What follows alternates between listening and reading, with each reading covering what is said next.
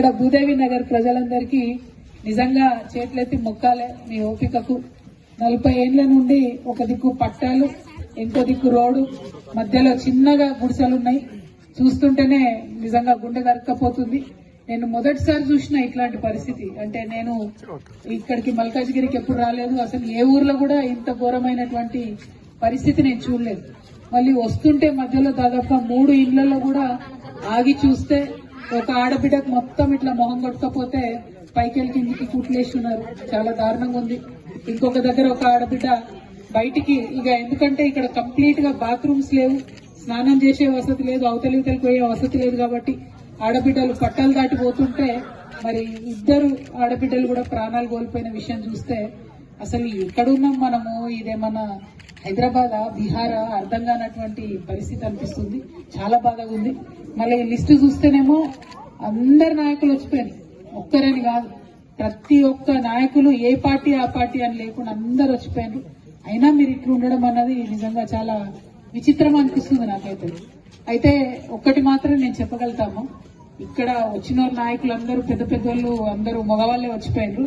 ఇవాళ మీ ఆడబిడ్డగా నేను వచ్చిన, మీ దుఃఖం నాకు అర్థమవుతుంది, మీ బాధ నాకు అర్థమవుతుంది. ఒక్కరోజు మీ లెక్క ఉండాలంటే కష్టం, బతకలేరు. కాబట్టి మీ బాధ నాకు అర్థమవుతుంది. కాబట్టి నేనేమంటున్నా అంటే మనకు ఏదైతే శాశ్వతంగా ఇల్లు కావాలో దానికోసం వేరే ఉపాయం చెప్తా నేను. కానీ ఇమ్మీడియట్ గా మాత్రం ఖచ్చితంగా మా ఆడబిడ్డలు స్నానం చేయడానికి, బాత్రూంలకు పోవడానికి తెలంగాణ జాగృతి తరఫున ఒక 6 బాత్రూంలు ఇమ్మీడియట్ గా మాత్రం మేము ఇక్కడ కట్టించేస్తాం. ఎందుకంటే ఈ ప్రభుత్వాల కోసం కొట్లాడితే, ఈ ప్రభుత్వాలతో చేస్తే కొద్దిగా టైం పట్టొచ్చు. కానీ ఆ లోపల మాత్రం రేపంటే రేపు, మాక్సిమం ఎల్లుండి లోపల పని స్టార్ట్ చేసి ఇక్కడ బాత్రూంలో ఆడబిడ్డలకు కట్టిస్తాం. దాంతో ఏంటంటే మన మర్యాద, మన పరువు మనం కాపాడుకునేటటువంటి ఆస్కారం ఉంటది. వస్తుంటే అన్నదమ్ములు మాట్లాడుతుంటే చాలా బాధ అనిపించింది. వయసులో ఉండేటటువంటి మగపిల్లలైనా తల్లి అయినా అందరూ కలిసి ఒకే దగ్గరికి బయలుభూమికి పోవాలంటే నిజంగా చాలా చాలా అనాగరికంగా, చాలా బాధాకరంగా అనిపిస్తున్నది. నిజంగా మీ దుఃఖం ఎవరికి రావద్దు. 40 ఏళ్ల నుంచి ఇంత దుఃఖం ఉందంటే అది మామూలు విషయం కాదు. ఈ జాగృతి జనంబాట అనేటటువంటి కార్యక్రమం పెట్టుకొని మేము అన్ని జిల్లాలు తిరుగుతున్నాం, కానీ ఎక్కడ కూడా నేను ఇంత హృదయ విదారకమైనటువంటి పరిస్థితులు చూడలేదు. కాబట్టి నేను ఒకటే మాట ఇస్తా ఉన్నా మీకు, ఫస్ట్ ఇమీడియట్ గా బాత్రూమ్స్ కట్టించుకుందాం. 2, ఇక్కడ ఉన్నటువంటి 350 కుటుంబాలకు ఎట్టి పరిస్థితుల్లో చాలా 30,000 డబుల్ బెడ్రూమ్ ఇండ్లు ఖాళీ ఉన్నాయి, 30,000 ఇండ్లు ఖాళీ ఉన్నాయి. ఖచ్చితంగా 350 మందికి డబుల్ బెడ్రూమ్ ఇచ్చేంత వరకు మాత్రం నేను కొట్లాడుతా అని మీకు తెలియజేస్తా ఉన్నా. మరి ఇక్కడ ఉన్నటువంటి ఎంపీ, ఇప్పుడు ఆయన బీజేపీ ఆయన ఈటెల రాజేంద్ర అని ఉన్నాడు, మరి ఆయన ఎందుకు మాట్లాడలేదు అర్థమైతలేదు. మరి ఇప్పుడు ముఖ్యమంత్రిగా ఉన్నటువంటి రేవంత్ రెడ్డి గారు కూడా ఇక్కడనే ఎంపీగా ఉండే, మరి ఇదివరకు ఆయన వచ్చి చూసిపోయింది అని చెప్తారు. ఇక్కడ చూసిపోయి బోర్ వేపిస్తా అన్నాడు, కనీసం బోర్ కూడా ఆయన వేపించకుండా పోయినటువంటి పరిస్థితి. ఏమో బాత్రూమ్లు కూడా కట్టిస్తా అన్నాడు, అది కూడా కట్టియలేదు. అయితే ఇంకా ఘోరం ఏంటంటే మీరందరూ కూడా ఆయన జిల్లా వాళ్ళే, మళ్ళా మీరందరూ కూడా మహబూబ్నగర్, నాగర్ కర్నూలు జిల్లా వాళ్ళే. పాలమూరు సేవా సంఘం అని పెట్టుకొని మీరందరూ కూడా, ప్రజా సంఘం అని పెట్టుకొని మీరందరూ కూడా పనిచేస్తా ఉన్నారు. మరి ఆ పాలమూరు ప్రజా సంఘానికి తెలంగాణ జాగృతి సంపూర్ణంగా అండగా ఉంటదని చెప్తా ఉన్నా. నేను మళ్ళీ చెప్తున్నా, మంచి పెద్ద పెద్ద మొగలంతా వచ్చి ఇది చూసిపోయారు మీ దగ్గర, కానీ నేను ఆడబిడ్డగా వచ్చిన ఖచ్చితంగా మీకు మాత్రం బాత్రూంలో వసతి చేపిస్తా. అదే విధంగా మరి వాటర్ ఎందుకు వస్తలేదన్న విషయం మాత్రం మున్సిపాలిటీ వాళ్ళని అడుగుదాము.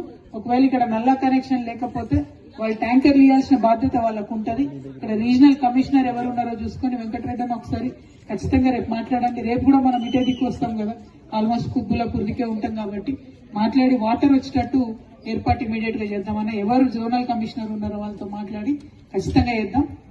మరి ఇంకొక మాట మీ అందరికి నేను చెప్తా ఉన్నా, ఇంత పేద పరిస్థితిలో ఉండి కూడా మీ పిల్లల్ని మంచిగా చదివించుకుంటున్నారు. ఇప్పుడు మాట్లాడుతున్న పిల్లలందరూ కూడా మంచిగా ఇంగ్లీష్ లో హాయ్ హలో అని చెప్తుంటే చాలా సంతోషం అనిపిస్తుంది. అంటే ఒక మనిషికి ఎన్ని బాధలున్నా, ఎంత దుఃఖం ఉన్నా, ఎట్లా బాధలకి వెళ్ళి ఎదగొచ్చు అనే విషయం నిజంగా మిమ్మల్ని చూస్తే, తల్లుని చూస్తుంటే తెలుస్తుంది. మాకు ఇంకా ధైర్యం వస్తుంది మిమ్మల్ని చూస్తుంటే. ఆ ధైర్యంతో ఇంకా మనలాంటి వాళ్లకు, మనలాంటి కష్టాలలో ఉన్న వాళ్ళ కోసం తప్పకుండా పిడికిలు బిగించి కొట్లాడతామని మీకు తెలియజేస్తూ, 350 డబుల్ బెడ్రూమ్ ఇండ్లు తక్షణం ఇచ్చేటట్టుగా ఫస్ట్ పోరాటం చేస్తాం. అది ఇమీడియట్ గా ఉత్తరం రాస్తాం. అదేవిధంగా బాత్రూమ్స్ కట్టించుకుంటాం. నీళ్లకు సంబంధించి మున్సిపల్ కమిషనర్ కి రేపు మాట్లాడతాం. నాకు తెలిసి ఖచ్చితంగా ట్యాంకర్స్ వాళ్ళు ఇవ్వాల్సిందే ఉంటది, వేరే ఆలోచనే ఉండదు. అది కాని పక్షంలో ఒక 2-3 రోజులు చూద్దాం. అది కాని పక్షంలో మరి బోర్ వేసే వసతి ఉందా ఏందా ఆలోచించి ఆ ప్రయత్నం కూడా చేద్దాం. కాకపోతే అది చూడాలి, చూడకుండా మాట ఇవ్వడం కరెక్ట్ కాదని నేను మీకు తెలియజేస్తా ఉన్నా. ఉందా పబ్లిక్ నెల కూడా ట్యాబ్ పెట్టుకుంటే అయిపోతుందా? ఓకే, అదేందో మరి ఒకసారి చూడండి, లేదంటే జోనల్ కమిషనర్ కి మరి ఇదివరకు తమ్ముడు డానీ ఇక్కడ బాత్రూమ్స్ కట్టించిండట, మరి అందులో కొన్ని వాడకంలో ఉన్నాయి, కొన్ని లేవని చెప్తున్నారు. కాబట్టి మళ్ళొకసారి ఫ్రెష్ గా ఎక్కువ సంఖ్యలో కట్టుకునేటటువంటి ప్రయత్నం మా జాగృతి తరఫు నుండి చేద్దాం. అయితే అది టెంపరీ సొల్యూషనే, టెంపరీ బ్యాండేడ్ వేసినట్టే, అది పర్మనెంట్ కాదు. పర్మనెంట్ ఏంటి అంటే ఇండ్లు ఇవ్వాలి. దానికోసం మాత్రం మీతో ఎంత దూరం అంటే అంత దూరం పోతా. మరి మీరు కూడా రావాలి ఎక్కడికైనా అవసరం పడ్డప్పుడు, వచ్చుడే కదా, కొట్లాడే కదా. పాలమూరు వల్ల రక్తం చెమట లేనిది ఎక్కడ కూడా ఈ మొత్తం భారతదేశంలో ఏ ఒక్క ప్రాజెక్టు కూడా కట్టలే. అంటే మీరు పట్టుబడితే చెమట తీసి లైన్లో నిలబడి ఓట్లు వేస్తేనే ఎవరైనా పై స్థాయికి వస్తున్నారు. ఇప్పుడు మేము లేకపోతే ఏసీలో ఉండేటోళ్ళు ఎవరు లైన్లో నిలబడరు. ఇంతగానే ఏసీలో ఉండేటోళ్ళు ఒక మనిషి అనుకో, ఒక మనిషి దూపకు ఆకలికి చచ్చి సన్నవిల్ల సంకల పెట్టుకొని ఎండలో నిలబడి ఓటేసేటోళ్ళం మేము. మీరు కడుపుని పెట్టోళ్ళు పెద్దవాళ్లకు, కానీ మా వస్తున్నారు, ప్రతి వారు వస్తున్నారు, కానీ మా బతుకులు ఎవరు చూస్తలేరు. మీ పేరేంటి? నాగమ్మ మేడం. నాగమ్మ, నా మాట నాగమ్మ. మీరు 9 రోజుల్లో నేను బాత్రూమ్ కట్టిస్తాం, బిల్లు పెడతా అని చెప్పిపోయింది. ఇప్పటికి లేడు, గెలిచిండు కదా. ఇదే కేసీఆర్ సార్ వచ్చిండు, ఇట్లు 3 నెలల్లో శంకుస్థాపన చేస్తాను. ఇప్పటికి లేరు. అందరు మా బతుకులు చూస్తున్నారు, కళ్ళతోనే చూస్తున్నారు, కానీ ఏ ఒక్కరు ముందుకు వస్తలేదు మేడం. దయచేసి మీరన్నా మా ఆడపిల్లల కష్టం తెలుసుకుంటే చాలా చాలా థ్యాంక్స్. నేను ఒక మాట చెప్తాను, వంశీ మనం తెలంగాణ కొట్లాడి తెచ్చుకున్నాం. ఆడపిల్ల గౌరవం నిలబెట్టుకొని తినే కదా, మన ఆడపిల్ల గౌరవం ఎక్కడ ఉంది? ఒక్క నిమిషం నాగమ్మ, నేను అదే చెప్తున్నా మీకు. ఇప్పటిదాకా మీరు చూసిండ్రు మంచి పెద్ద పెద్ద మొగోళ్ళు నాయకులు అందరూ వచ్చిపోయింది కదా, వాళ్ళైతే ఏం చేయలే కదా. ఒకటి. రెండు, నేను ఒక ఆడబిడ్డగా మీ బాధ అర్థమవుతుంది కాబట్టి మీకోసం కొట్లాడడానికి వచ్చి. 3, అసలు ఇప్పుడు ఏం ఓట్లు లేవు, నేనేం ఓట్లాడడానికి రాలే మిమ్మల్ని. ఎలక్షన్లు లేవు. మీకు తెలియాల్సింది ఏంటంటే ఎలక్షన్లు లేనప్పుడు కూడా మీ దగ్గరకు వచ్చి కష్టపడి పనిచేసేటోళ్లే నిజంగా మిమ్మల్ని ప్రేమించేటోళ్ళు అయి ఉంటారు. ఎలక్షన్లు అప్పుడు వచ్చేటోళ్ళు ఉంటారు, సరే 10వ పరకం ఇస్తారు, ఓటేయండి అంటారు, పాలమూరు రాండి అంటారు, అట్లా రాండి అంటారు, ఇట్లా రాండి అంటారు, అన్ని వేసి వాళ్ళ పని చేసుకుని అవతల పడతారు. అట్లనే జరిగింది మీతో నిన్నేళ్ళు. నేనేమంటున్నా, ఇప్పటికైనా మార్చాలి కదా, ఆ పద్ధతి మార్చాలి. దానికోసమే వచ్చినాం. ఎలక్షన్ తో ఏం సంబంధం లేదమ్మా. ఇప్పుడు ఓట్లు ఏం లేవు, ఎలక్షన్ ఓటు అడగడానికే రాలేదు నేను.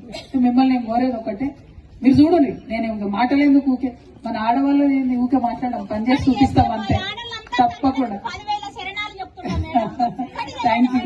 Thank you Nagamma. అట్లనే మీరే బొట్టు పెట్టి షాల్ కప్పి ఆహ్వానించి రీడికి మీరు రుణం ఉంచుకొని తప్పకుండా మీకోసం డబుల్ బెడ్రూమ్ ఇల్లు వచ్చేంత వరకు కూడా కొట్లాడతాం. ఖాళీగా ఉన్నాయి, బరాబర్ ఇవ్వాల్సిందే, మీలాంటి వాళ్ళకి హక్కు ఉంది, ఇవ్వాల్సిందే, దానికోసం కొట్లాడతాం.